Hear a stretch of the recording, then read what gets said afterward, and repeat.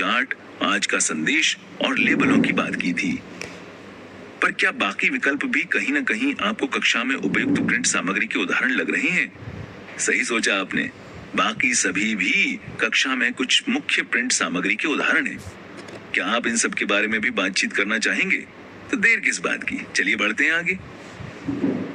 मैंने और मेरे साथी शिक्षकों ने अपनी कक्षाओं में अलग अलग कोने बनाए हैं, जिनसे हम अपने छात्रों को प्रिंट के अलग अलग अनुभव देते हैं और इनसे जुड़ी गतिविधियां कक्षाओं में कराते हैं। इन्हीं में से कुछ को हमने ऐसा अनुभव किया है कि हर उम्र के बच्चों को कविताओं से बहुत लगाव होता है। वह कविता सुनने और पढ़ने के लिए हमेशा उत्सुक रहते हैं। क्या आपने भी बच्चों, जरा हमारे आपके अनुसार कविताएं कविता के कोने में लगा देने के बाद क्या क्या किया जा सकता है?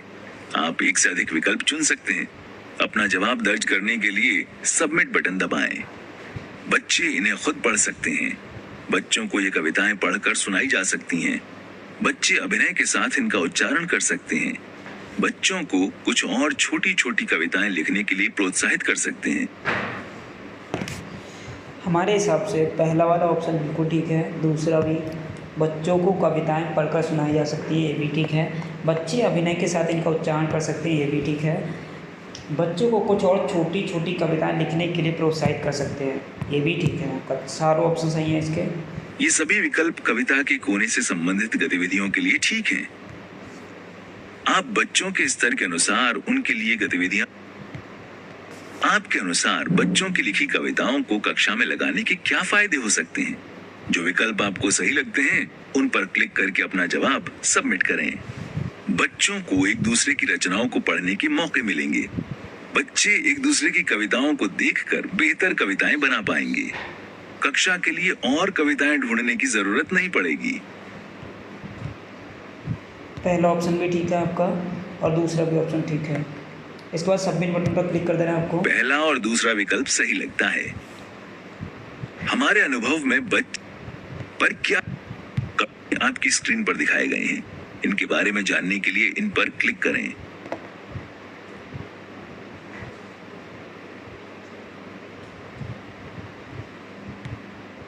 हमने ऐसा अनुभव किया है कि हर उम्र के बच्चों को कविताओं से, जरा आपके अनुसार कविताएं कविता के कोने में लगा देने के बाद क्या क्या किया जा सकता है? आप एक से अधिक विकल्प चुन सकते हैं। अपना जवाब दर्ज करने के लिए सबमिट बटन दबाएं। बच्चे इन्हें खुद पढ़ सकते हैं। बच्चों को ये कविताएं पढ़कर सुनाई जा सकती हैं। बच्चे अभिनय के साथ इनका उच्चारण कर सकते हैं। बच्चों को कुछ और छोटी छोटी कविताएं लिखने के लिए प्रोत्साहित कर सकते हैं। ये सभी विकल्प कविता के कोने से संबंधित गतिविधियों के लिए ठीक हैं। आप बच्चों के स्तर के अनुसार, आपके अनुसार बच्चों की लिखी कविताओं को कक्षा में लगाने के क्या फायदे हो सकते हैं? जो विकल्प आपको सही लगते हैं उन पर क्लिक करके अपना जवाब सबमिट करें। बच्चों को एक दूसरे की रचनाओं को पढ़ने के मौके मिलेंगे। बच्चे एक दूसरे की कविताओं को देखकर बेहतर कविताएं बना पाएंगे। कक्षा के लिए और कविताएं ढूंढने की जरूरत नहीं पड़ेगी। पहला और दूसरा विकल्प सही लगता है।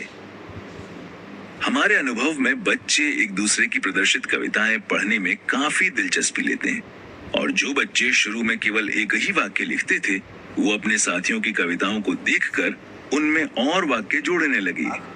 मछली रानी तुम घर कब जाओगी? घर जाकर आज तुम खाने में क्या खाओगी? हालांकि केवल बच्चों की बनाई कविताएं कक्षा में लगाना काफी नहीं होगा। बच्चों के स्तर और रुचि से जुड़ी कुछ कविताएं भी इसका हिस्सा होंगी। पर क्या अलग अलग तरह की कविताएं ढूंढने में हमें मुश्किल आ सकती है? ऐसे में क्या किया जा सकता है? मेरे कुछ साथी बताते हैं कि बच्चों के गांव और संप्रदाय के लोक गीतों को कविता कोने में लगाना भी एक अच्छा विचार हो सकता है। आप अपने छात्रों को भी हमने ऐसा अनुभव किया है। हमारे कविता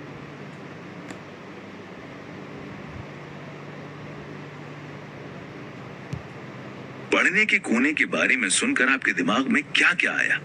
शायद पढ़ने के लिए बहुत सारी किताबें। चलिए एक नजर डालते हैं पढ़ने की। क्या आपको पढ़ने के ये कोने कुछ पुस्तकालय जैसे लगे? ये पुस्तकालय से थोड़े अलग हैं, क्योंकि यहाँ बच्चों को पूरी आजादी होती है कि वो अपनी पसंद की कोई भी किताब कभी भी लेकर पढ़ सकते हैं, जहाँ अलग अलग किताबें उन्हें उनकी कक्षा में ही उपलब्ध हैं। इस तरह के पढ़ने के कोने को तैयार करने में किस तरह की दिक्कतें आपको आपकी कक्षा में आ सकती हैं? आप एक से अधिक विकल्प चुन सकते हैं। अपना जवाब हमसे साझा करने के लिए सबमिट बटन दबाएं। पढ़ने के कोने के लिए किताबें लाने में, जगह खोजने में, बच्चों को पढ़ने के लिए प्रोत्साहित करने से जुड़ी दिक्कतें, किताबों की रखरखाव से जुड़ी परेशानियां, कोई भी नहीं। अपने विचार हमसे साझा करने के लिए धन्यवाद। कुछ साथियों से इस बारे में बात करके हमें आपके अनुसार और क्या क्या साधन हो सकते हैं पढ़ने का कोना बनाने के। आपकी स्क्रीन पर कुछ सुझाव दिए गए हैं।